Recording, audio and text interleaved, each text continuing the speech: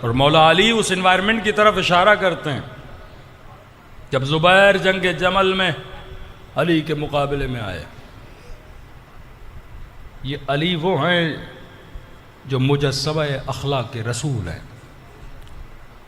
پہل کبھی امیر المومنین نے نہیں کی.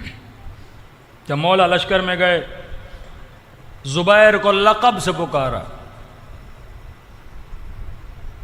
لوگوں نے کہا زبیر تیری خیر نہیں، علی تیرے مقابلے میں آیا ہے. کہ میں علی کو جانتا ہوں، علی اگر لڑنے آتا مجھے لقب سے نہ بلاتا. نہ تلوار نکالی، لقب سے بلایا جاتا ہے مطلب میں تجھ سے بات کرنا چاہتا ہوں، لڑنا نہیں چاہتا. گھوڑے پہ سوار ہوا، مولا علی کے سامنے آیا. امام نے کچھ زیادہ نہیں کہا، امام نے وہ انوائرمنٹ یاد دلوایا جس میں وہ پہلے رہا کرتا تھا. کہ زبیر وہ وقت یاد ہے نبی کی محفل تھی اور تو علی کے چہرے کو دیکھ رہا تھا. فوراً اسی انوائرمنٹ میں چلا گیا. ہاں علی یاد ہے. کہ یاد ہے تو نے کیا کہا تھا کہ علی کے چہرے کو دیکھنا عبادت ہے. شرم سے سر جھکایا. ہاں علی یاد ہے. کہ یاد ہے نبی نے کیا کہا تھا ایک دن آئے گا تو علی کے مقابلے میں کھڑا ہو جائے گا. کہ یاد ہے. کا فیصلہ تو کر، حق پر تو ہے یا علی ہے.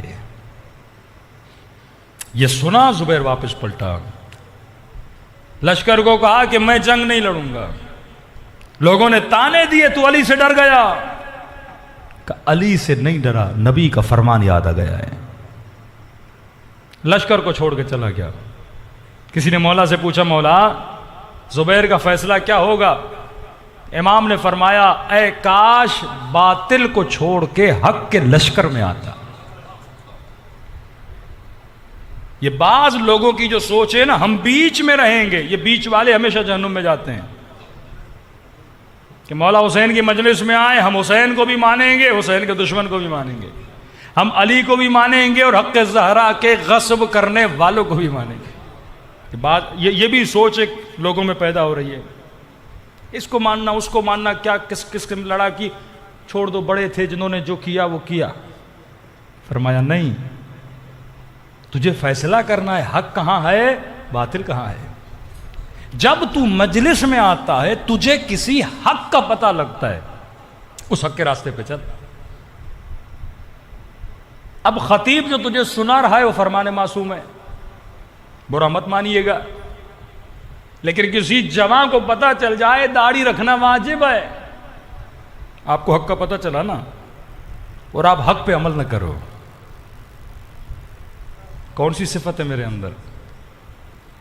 مجمع میں لوگوں کو پتہ چلے صراحتاً معصوم کا فرمان ہے ہر بندے پہ خمس واجب ہے، پتہ چل گیا لیکن میں نہ دوں، مطلب حق کا پتہ چلا اب حق کو فالو نہیں کر رہا. میری ماؤں بہنوں کو پتہ چلے کہ شرعی حجاب یہ نہیں ہے کہ سر پہ دوپٹہ رکھو آدھا سر تمہارا ننگا ہو. نازک لباس پہن کے حسین کی مجلس میں آؤ، پاؤں کے ٹخنے نظر آئیں. ایسے حجاب میں اگر مصلی عبادت پر بھی جاؤ تو اللہ نماز قبول نہیں کرتا، حسین کی مجلس کیسے قبول کرے گا؟ یہ بھی تو عبادت ہے نا. اپنی زینت صرف اپنے شوہر کے لیے ہے، تیرا حسن صرف تیرے محرم کے لیے ہے. اپنے ناموس کی غیرت کسی کے اندر نہ ہو. 40 سال تک سید زین العابدین روتے رہے تو 8 دنوں میں تجھے کتنے حقوق کا پتہ چلا، اور پتہ چلنے کے بعد اگر تو عمل نہ کرے تو وہی صفت ہے. اور یہ صفت ڈیولپ ہوتی جائے گی، یہ مت سمجھنا صفت چھوٹی ہے. زبیر شروع سے زبیر نہیں تھا. مولا سے پوچھا گیا مولا زبیر گمراہ کیوں ہوا، آپ کے مقابلے میں کیوں آیا؟ امام نے کہا زبیر کو زبیر کے بیٹے نے گمراہ کیا، اگر اس کا بیٹا نہ ہوتا یہ کبھی علی کے مقابلے میں نہ آتا. مطلب غلط دوست، غلط بیوی، غلط شوہر انسان کو کیا کر سکتا ہے؟ گمراہ کر سکتا ہے. یہ پہچانو تمہارے ایمان کو کون تباہ و برباد کر رہا ہے. انوائرمنٹ جب تک نہیں بناؤ گے، 1 گھنٹہ آفس کی میٹنگ کرنے کے لیے، فون پہ کسی پہ بات کرنے کے لیے بچوں کو ٹی وی پہ لگا دیتے ہو، موبائل دے دیتے ہو کہ بچہ میرا سر نہ کھائے۔ میاں بیوی آپس میں ریلیکس رہنا چاہتے ہیں، بچے تنگ کرتے ہیں، ٹی وی کھول کے دیتے ہیں، بیٹا ٹی وی دیکھو، یہ ریموٹ لو دیکھو، اب جو دیکھنا ہے دیکھو، آنکھوں کو نجس کرنا ہے تو کرو۔ جب تک تو صحیح انوائرمنٹ کریٹ نہیں کرتا تب تک یہ دانہ سیب نہیں بنتا۔ صحیح انوائرمنٹ میں پھل میٹھا ہوتا ہے۔ صحیح انوائرمنٹ، اسلامی انوائرمنٹ اگر بچوں کو دو گے، انوائرمنٹ اگر علی کے گھر والا ہو تو بچے حسن و حسین بنتے ہیں۔ انوائرمنٹ اگر امیر المؤمنین والا ہو تو بی بی ام البنین کے بچے عباس جیسے بنتے ہیں۔ اس زمانے میں جب ہر جگہ ظلم ہو رہا تھا، لیکن اہل بیت کے گھرانے کے بچے اتنے نیک کیوں ہوتے تھے؟ انوائرمنٹ ہوتا تھا۔ تو یہ اللہ کی نعمت ہے کہ اللہ نے مجلسوں کا انوائرمنٹ آپ کو دیا۔ ایک سیاسی جلسہ کرنا ہو 10-10 کروڑ خرچ کرنا پڑتا ہے، بسیں بھیجنی پڑتی ہیں، پبلسٹی کرنی پڑتی ہے کہ آؤ فلاں سیاستدان تقریر کرے گا، سنو۔